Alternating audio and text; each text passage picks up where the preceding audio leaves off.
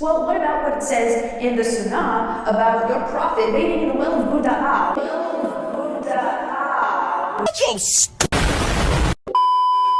And one of them was dealing with how could Jesus be divine if he did so many earthly things that seemed like they would be defiling. To even come down in flesh would seem like it takes away from his divinity itself. And so if he really is God, how could he come in the likeness of sinful flesh? Things along those lines. And we're going to actually talk more in depth about the hypostatic union in another video. But in response to his questions, I gave a couple of scriptures to substantiate why Jesus came in the likeness of sinful flesh, why it was even necessary for him to come. And in response, I also asked him, because he was dealing with the topic of sanctity, and so I asked, well, what about what it says in the Sunnah about your prophet bathing in the well of Buddha, which was filled with dead dogs, menstrual rags, and dead dogs, menstrual rags, and trash were thrown into this well. And it's the very same well that the Prophet Muhammad went to practice wudu. It is a process of purification that you go through before you go into one of the 5 prayers that you say throughout the day.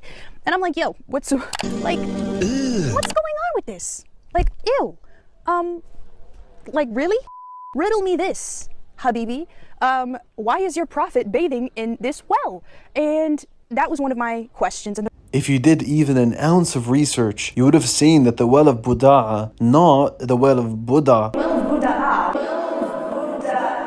is so big to the point where the water will not be contaminated and be made impure. This literally takes one Google search to find this answer, so you're obviously being very lazy and slothful here. So the taste, smell, and appearance of the water was not affected because of how vast the water was within the well. A very simple answer. But for this video, let's just address what the most concerning thing I find is with Islam. Just one of the most concerning things. One, let's look at Sahih al-Bukhari 5134. Let's take a look at book 67, and let's go over to hadith number 70. And here's where you're going to see, wow, this prophet is seeming quite the pervert. He married Aisha at 6 years old, and he consummated the marriage at 9. Now, for those of us who are unfamiliar with the terminology, what does consummate mean? Oh, that's right. It means he actually slept with her at 9 years old. And if you think this is a very abnormal practice, we're going to get more in depth on what the Islamic belief system is and construct of what actually makes it suitable for you to sleep with a little girl. I'm going to be giving a couple of arguments to defend the case of the Prophet's marriage to Aisha. May Allah be pleased with her. The first argument goes as follows. In Islam, and just instinctively, we know that there's something called the fitrah. The fitrah is the natural disposition God has created us in to worship one God, or to be able to see general moral truths. Now, when it comes to general moral truths, these are things like homosexuality, incest, or murder being wrong, and known to be wrong without a book being needed. Have you ever been asked by an atheist if you needed a book to be moral? Our answer is from the Islamic paradigm, generally no. But on specific matters, you would need God's guidance. But on matters like sexual morality or murder, these are things known by man in his own nature, because God has gifted us with a natural inclination to know the good from the bad pertaining to major sins like sexual immorality. Then we would know inherently that something like pedophilia would be immoral. You can find exceptions, like for example the Aztecs, who would kill their babies, but generally societies didn't work that way. Most societies didn't need to be told killing babies is wrong, but know this inherently, with the exceptions coming through a process of clouding the fitrah over a long period of time, such as what we see today. Only after a long period of time do people now reject the idea that homosexuality and other things are immoral. Now, what we see generally is that everyone accepted marriage at puberty not to be a sexual immorality. Only in the modern age do we see this being claimed, and because of this, we can conclude that the natural state God has made us in doesn't have us believing that this is inherently immoral, but it's our modern society that has us thinking this way. The Prophet, upon whom be peace, never had a claim against him regarding his marriage to Aisha, showing that this was a norm and is purely a modern liberal claim when this claim first started. My next point will be the Christian tradition has an absence of condemnation for this practice generally, let alone against the Prophet Muhammad, peace be upon him, specifically. One of our earliest documents that contains apostolic teachings from the disciples is the Christian 2nd century document titled the Didache. In this document, it lists a bunch of mortal sins that are condemnable. One of the sins that it lists is pederasty, which is a practice the Greeks would perform between an older man having a sexual relationship with a younger boy. However, what do you see here? You see zero condemnation of getting married to young pubescents, even though we know people were practicing this at the time. And how do we know this? Because we have many records in early Christianity and Judaism backing up this point of marrying at puberty being normal. We have early Christians that document Mary's age by which she would have gotten married off at 12. We also have Tertullian, an early church writer in the 3rd century, telling us that the Jews would marry off their girls at the age of menstruation, which was usually at 12. And finally, we have Origen of Alexandria, another early church writer, again saying that puberty is the age when God married Israel in the metaphor on his commentary of Ezekiel 16. So if the Didache is willing to condemn pederasty, which wasn't seen to be normal in Judaism, then why not condemn something that is seen to be normal and is seen to be pedophilia, such as marrying a girl at puberty? This wasn't just normal for the Jews, but also the Christians. Is it that this concept was not seen to be a mortal sin, but was accepted to be normal? Well, let's look at another evidence.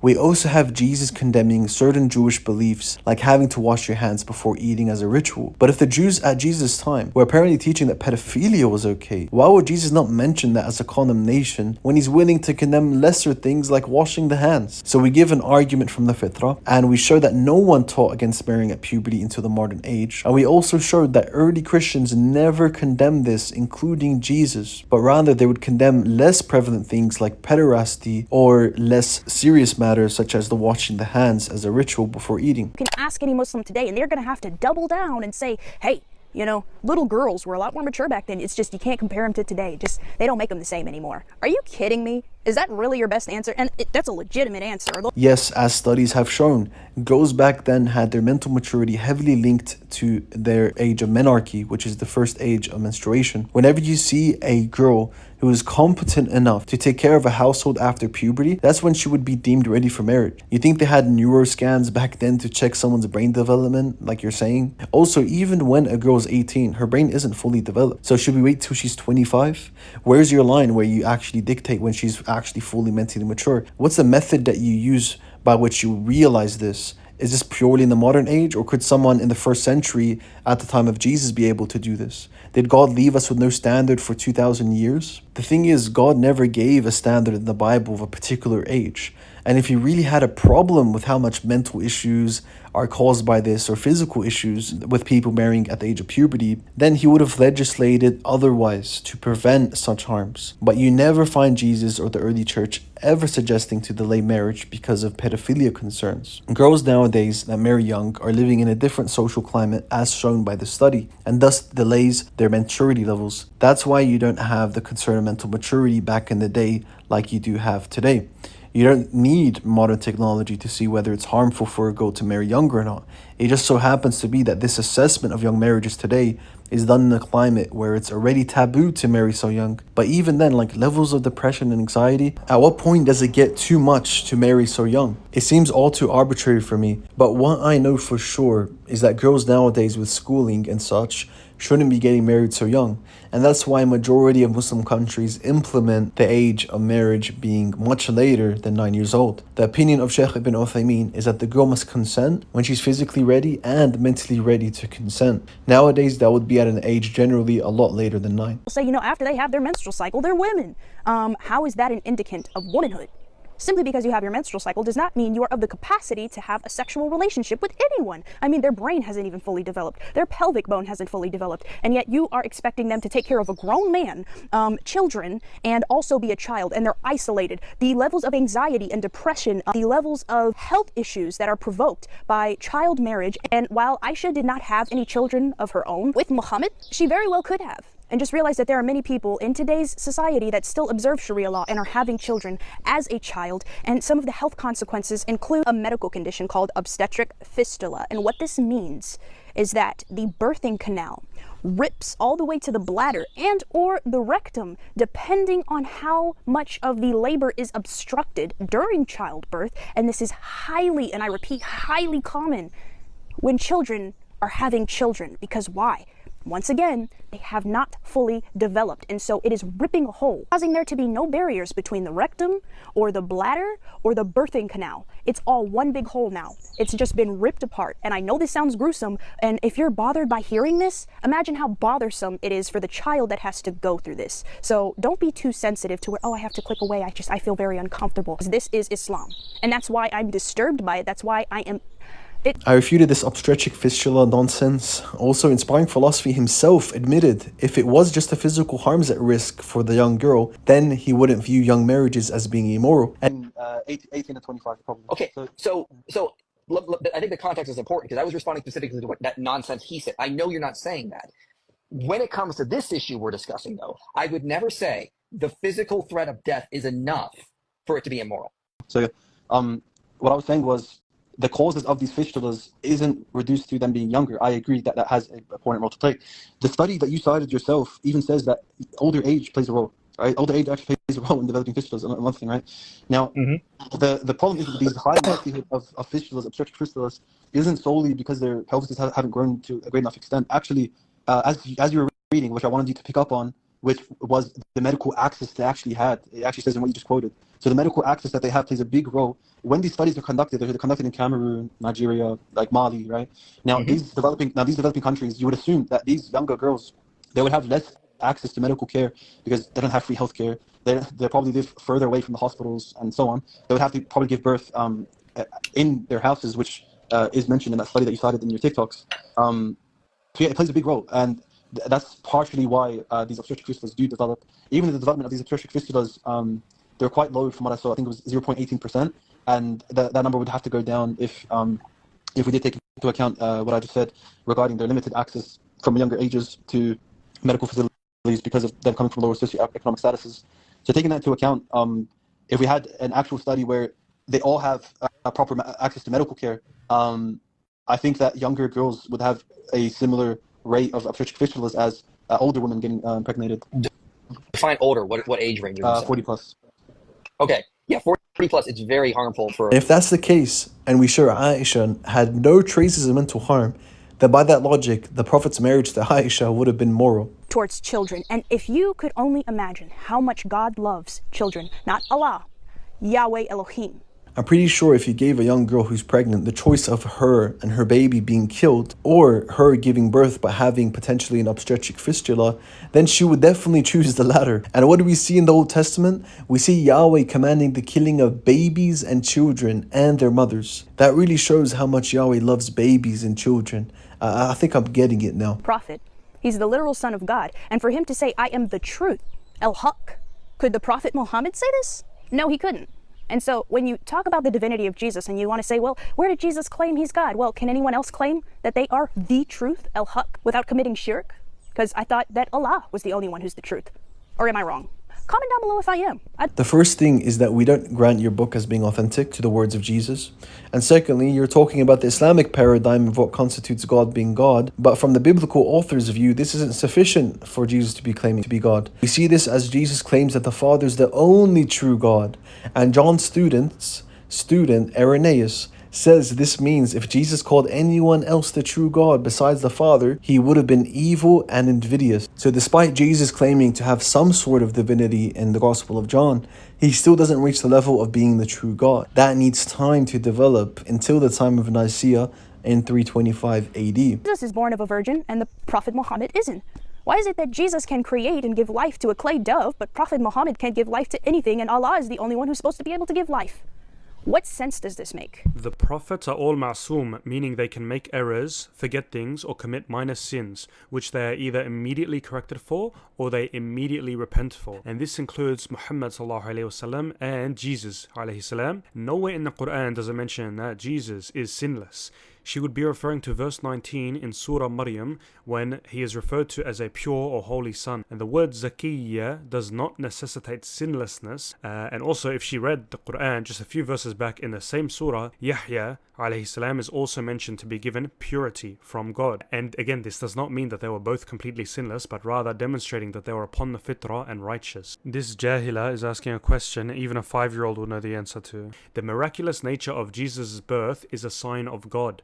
This does not demonstrate that Jesus is God, otherwise Adam, peace be upon him, would also be God, since Adam being born without a mother and father is even more miraculous than just that of Jesus being born without a father. You answered yourself here. Jesus breathing life into the clay bird was only through the permission and will of Allah. Jesus by himself is not able to bring life. You're right, it is only Allah that creates life. In fact, we have a similar example when Abraham, peace be upon him, cut up birds into pieces and scattered them on different hills, and they came back to life. This isn't Abraham bringing them back to life by his own will, but Allah. Just as Moses, peace be upon him, parted the Red Sea, and Solomon, peace be upon him, controlled the wind. Another important note is every prophet's miracles are befitting for his time. For example, in the time of Moses, magic was performed commonly, and hence Moses performed miracles even greater than their magic, like turning his staff into a snake. And similarly, in the time of Jesus, healing and medicine was performed commonly, so his miracles are mostly involving healing. And again, the same is done for Muhammad sallallahu alaihi wasallam. In his time, poetry was a great worth to his people, and there were people very proud of their tongue. And the Quran came as a sign from God that it cannot be matched even by the most eloquent poets of the time. And the miracles Jesus performed, being done through God's will, is even confirmed and mentioned in the Bible. In Acts chapter 2 verse 22, when Peter says, Jesus of Nazareth was a man accredited by God to you by miracles, wonders and signs, which God did among you through him, as you yourselves know.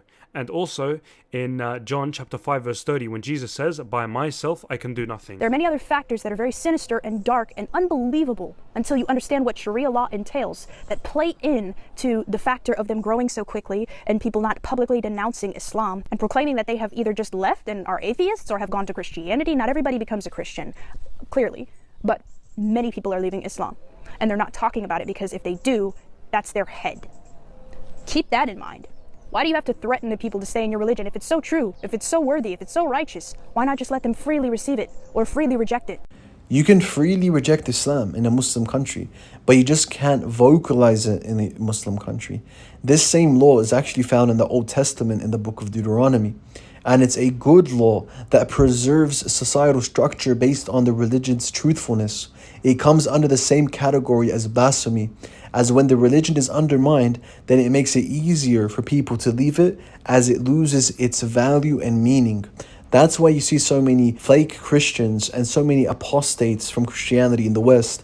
It's because they've been desensitized to their choice of a religion being like choosing a sports team rather than holding any real ontological value and actual consequences in the afterlife. But they rather look at it as some pragmatic choice, which religion is going to make me feel better rather than which religion is actually true. Want to support this channel and participate in Discord lessons almost every week, then become a Patreon member down below for $10 a month. You'll get notes on the early church fathers that have direct contact to myself, and it ultimately supports the dawah for the channel.